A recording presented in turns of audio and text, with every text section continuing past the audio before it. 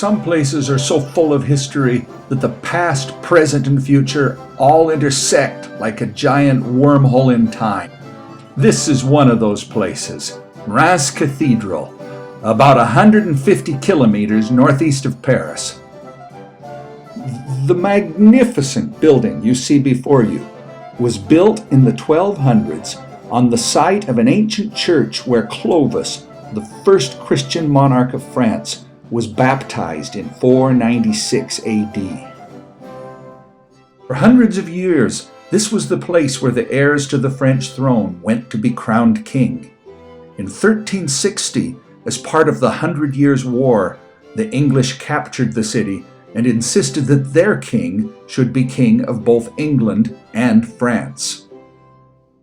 But in 1429, after a series of miraculous visions, a young French girl named Joan of Arc led a people's army against the English, captured the city, and had the young Dauphin, or French crown prince, anointed to be Charles VII, King of France. The English would eventually capture Joan and burn her at the stake as a witch, but the French tide was irreversible, and the English were ultimately defeated at the Battle of Castillon in July of 1453. For this and other reasons that we'll explore later, 1453 was a critical turning point in the history of Western civilization.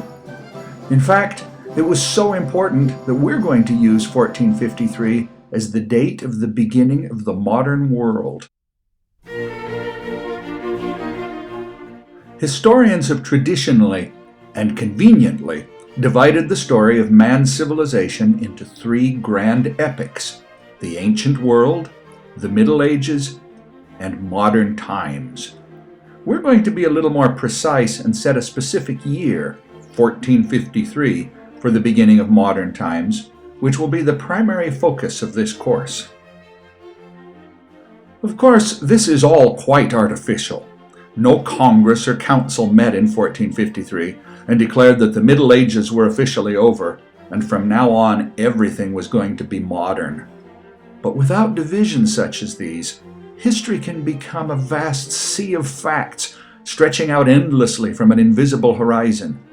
Our minds need structure to hold on to, or else we shall become lost. And so we shall begin by dividing our history into three great parts. History began in ancient times, when mankind started to settle down and raise crops. As agriculture developed and more food was produced, it allowed some people to move off the farms and do something else for a living. The Egyptians used their leisure time to build pyramids for their dead, the Jews to write scriptures, and the Greeks to think about the meaning of life. Philosophers like Socrates, Plato, and Aristotle argued about the nature of reality, while other Greeks devoted themselves to athletics, art, sculpture, architecture, and drama.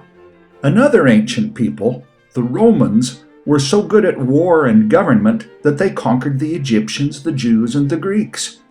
But they were so impressed with Greek culture that they not only made it their own, but spread it throughout the world. And thus the old saying, Rome conquered Greece, but Greece conquered Rome.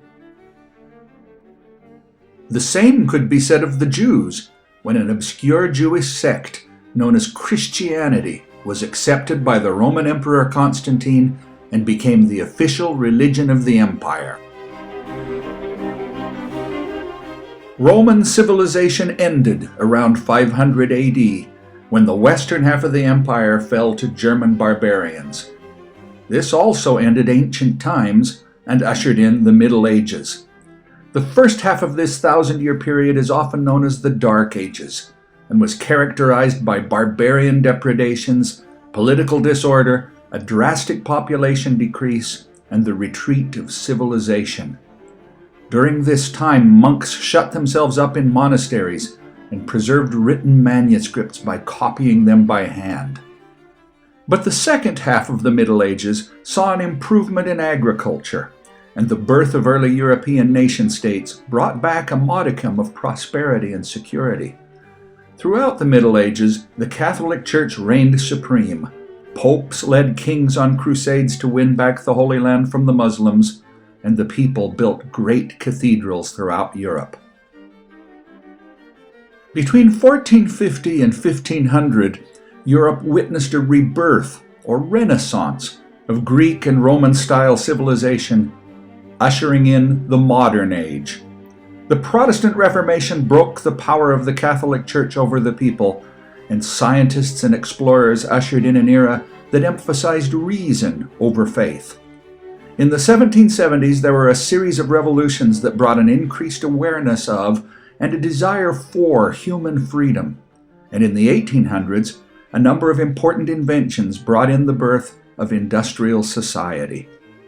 In the 1900s, however, a series of brutal wars demonstrated that mankind's inventions were at least as adept at destruction as they were at progress, and this led to a loss of confidence and the end of an era that was generally characterized by optimism and growth.